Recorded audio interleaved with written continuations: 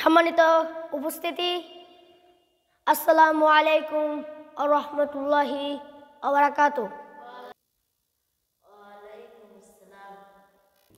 আমি আপনাদের নতুন ইমাম।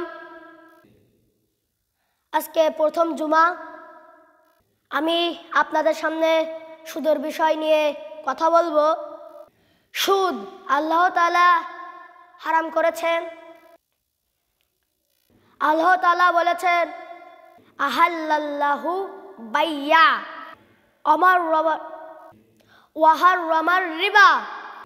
আমি ব্যবসাকে হালাল করলাম আর সুদকে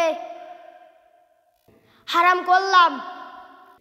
আপনারা যারা সুদ খান, দুই হাত তুলে আল্লাহকে দেখান, এই আপনার সুদ খান? আপনারা কি সুদ খান?